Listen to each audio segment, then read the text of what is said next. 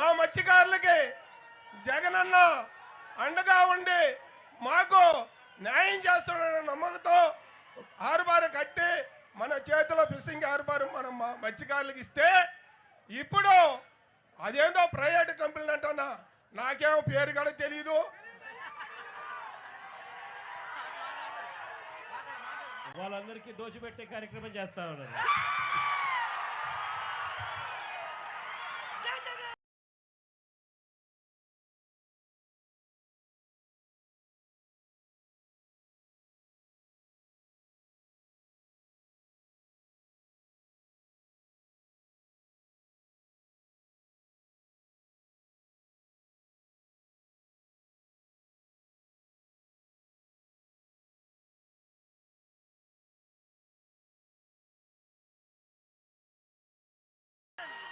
నేను సంతోషపడుతున్నాను.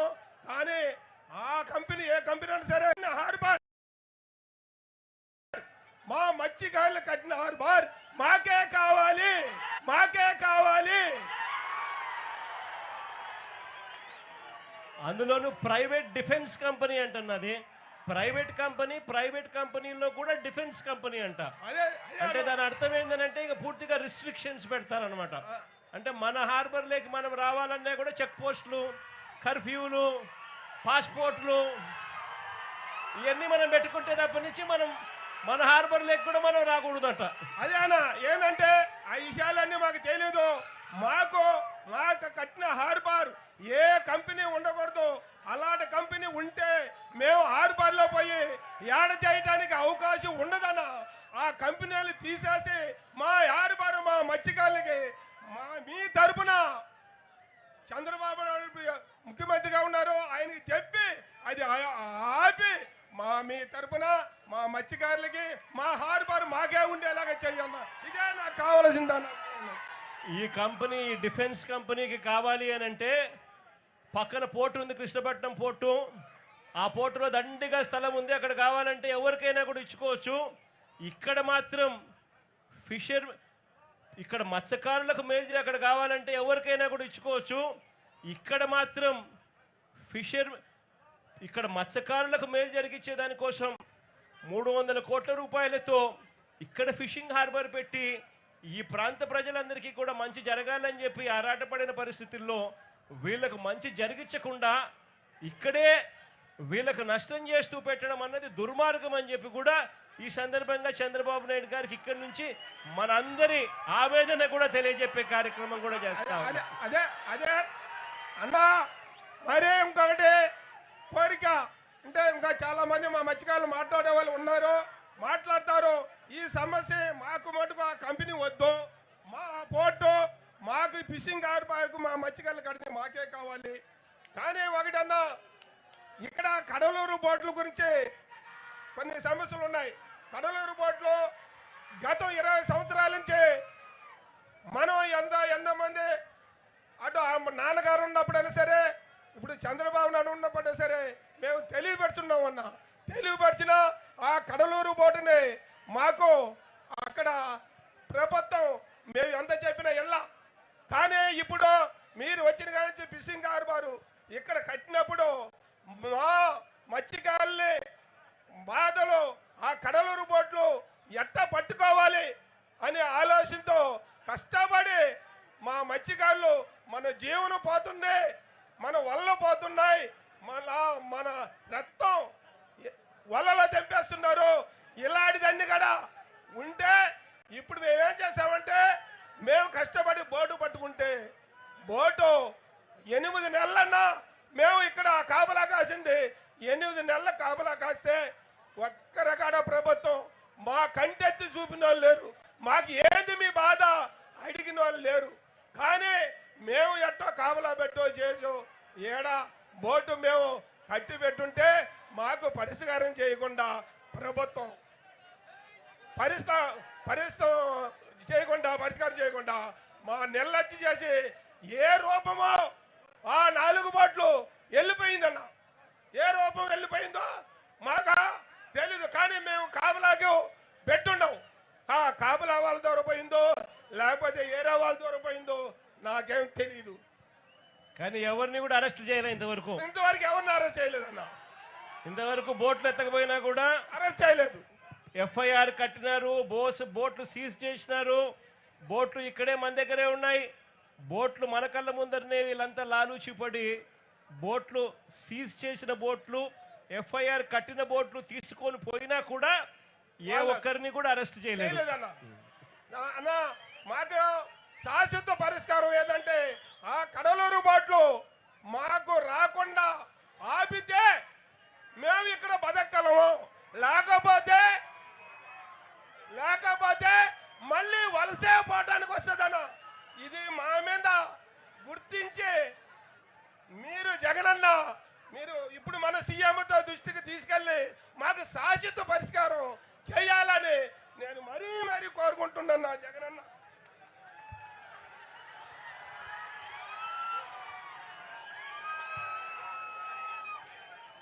అన్న మీ పేరు చెప్పి మాట్లాడండి. నా పేరు కోడూరు రామచంద్రయ్య, నెల్లూరు జిల్లా కావల మండలం వెంకటేశ్వర అన్నగారిపల్లి పంచాయతీ రామచంద్రయ్య అన్న. రామచంద్రయ్య అన్న ఇక్కడ స్థానిక మత్స్యకారులు మేము సుమారుగా ఇక్కడ ఉన్న హార్బర్ విషయానికి వస్తే ఉన్న 80 ఎకరాలు మాకు సరిపోవు అన్న.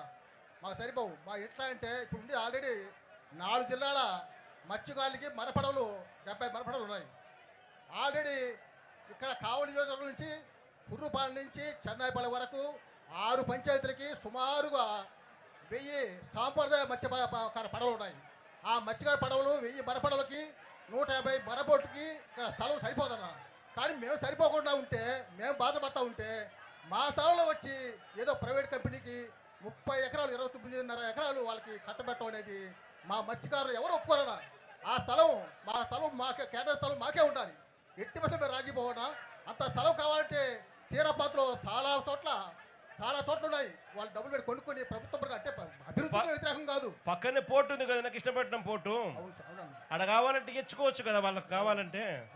అభివృద్ధి వ్యతిరేకం కాదు, కానీ అభివృద్ధికి మా సహకారం ఉంటుంది. కానీ మా కేటాయించిన స్థలంలో మా వాళ్ళ 60 చేపలు ఎండేసుకోవడం అయితే మాకు ఐస్ బ్యాటరీ అవసరము, మాకు ఆయిల్ బ్యాటరీలు అవసరము, మాకు 70 స్థలం. ఎందుకంటే సుమారుగా 4000 మంది ఎప్పుడు ఇచ్చి అక్కడ ఉండాలి. వాళ్ళకి ఆ స్థలం సరిపోదు. ఆ స్థలంలో 29 ఎకరాలు వాళ్ళకి కట్టబెట్టమంటే ఇది మత్స్యకారులుగా మేము ఒప్పుకోమన్నా, ఎట్టి బస్సు ఒప్పుకోం. రామచంద్రన్ ఇంకోటి చెప్పండి, ఈ పోర్టు మనకు ఈ ఫిషింగ్ హార్బర్ మనకు హ్యాండ్ ఓవర్ చేసినారా? ఇందులో ఇక్కడ చిల్లర్ రూమ్స్, ఈ కోల్డ్ స్టోరేజ్, ఈ ఐస్ మేకింగ్ యూనిట్స్, ఈ కోల్డ్ స్టోరేజెస్ ఇవన్నీ అందుబాటులోకి వచ్చినాయా? ఇవన్నీ మనకి ఇచ్చినారా అన్న? 95% అన్న కట్టినా కూడా ఇంతవరకు ఇలా.